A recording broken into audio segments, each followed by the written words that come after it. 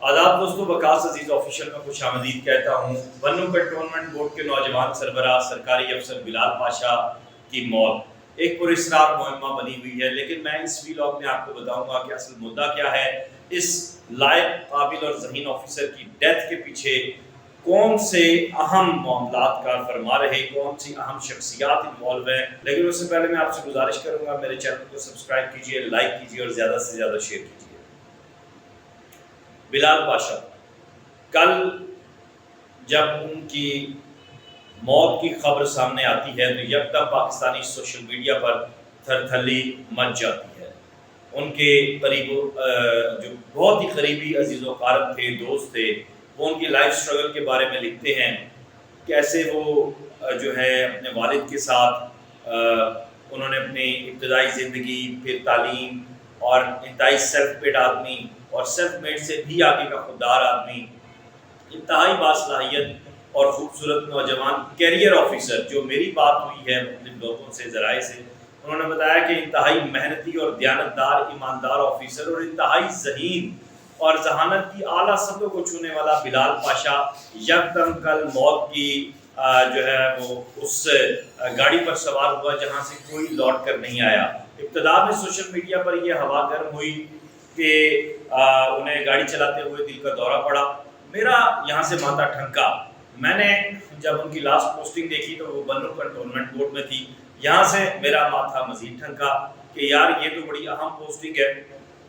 پھر جب میں نے ان کے کیریئر کے حوالے سے مختلف اصحاب سے رابطہ کیا اور پوچھا تو بہت سی پازیٹیو چیزیں سامنے نظر آئیں۔ پھر ان کی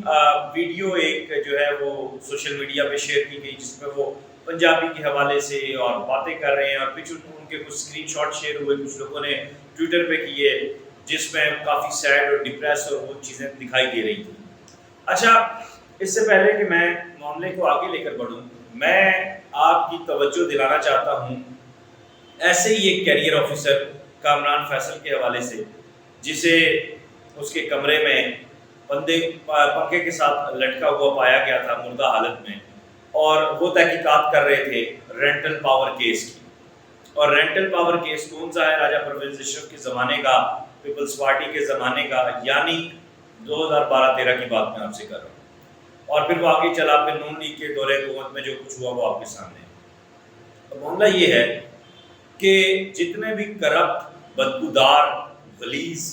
اور 2 نمبر بیوروکریٹ ہیں وہ اعلیٰ پوسٹنگز پر فائز ہیں، اور انہیں کوئی پوچھنے والا بھی نہیں ہے، اور انہوں نے ایک ایسا سسٹم بنا دیا ہے گندگی کا، غلاظت کا، جنہیں کوئی نہیں پکڑ سکتا، جس پر کوئی کویشچن مارک نہیں ڈل سکتا۔ اس میں میری جانب سے یہ کوئی ساری باتیں نہیں ہیں، آپ کا میڈیا، آپ کے اخبارات، آپ کی ہسٹری اس چیز سے بھری پڑی ہے۔ اچھا، بات پھر یہاں پر بھی ختم نہیں ہوتی۔ جب بلال پاشا جیسا کوئی محنتی، قابل اور ذہین آفیسر آ جائے تو پھر ان لوگوں کی جو ہے وہ ہوائیاں بند ہو جاتی ہیں۔ اب بلال پاشا کے سر پر گولی کس نے ماری؟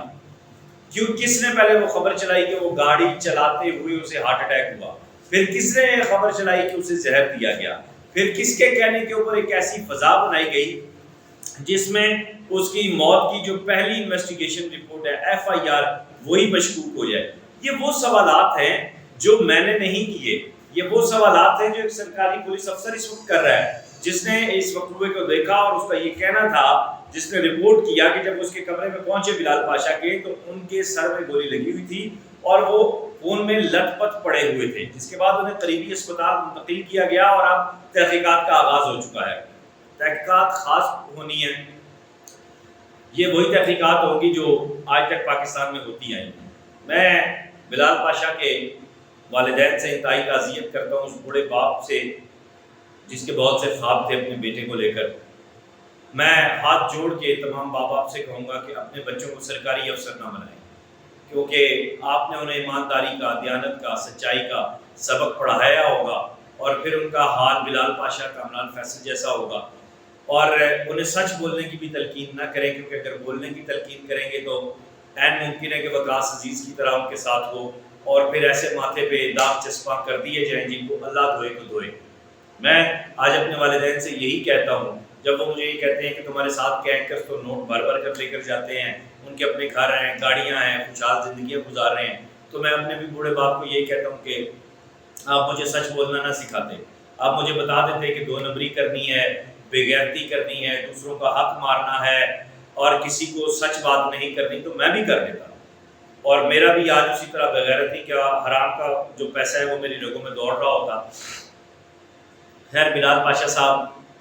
کن فائلز کے اوپر کام کر رہے تھے اور کن کیسز کو کھولنے کی انہوں نے بات کی تھی، کون سے ان سے کانٹریکٹس مانگے جا رہے تھے آؤٹ آف دا وے، اور کن لوگوں کو دینے کی بات ہو رہی تھی، یہ ذرائع نے چیزیں کچھ مجھے بتائی ہیں جن کی میں ابھی یہاں ان نکات کی نشاندہی کر رہا ہوں۔ اب ان کے تحقیقات کرنا جو تحقیقاتی ادارے ہیں وہ جانیں، ان کا کام جانیں۔ مجھے بنیادی طور پر جو فرسٹ ہینڈ جو معلومات ملی ہیں وہ میں نے آپ کے ساتھ شیئر کی ہیں، اور اگر کوئی ایماندار اور قابل آفیسر، کیریئر آفیسر اس کیس کو لے کر بڑھتا ہے آگے پولیس میں، تو یقین مانیں کہ یہ اندھے قتل کا جو واقعہ بنا دیا گیا ہے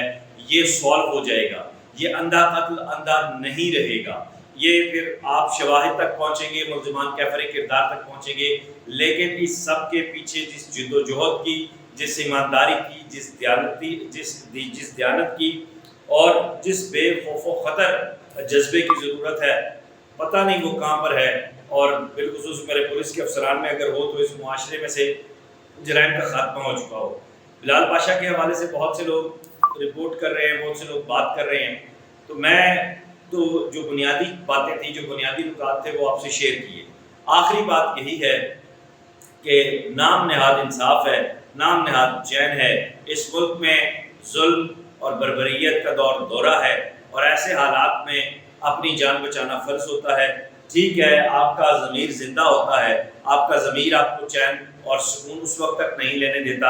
جب تک آپ اس کی آواز پر لبیک نہ کہیں اور غلط کام ہوتا روکنے کی کوشش نہ کریں یا اس کے خلاف آواز بلند نہ کریں۔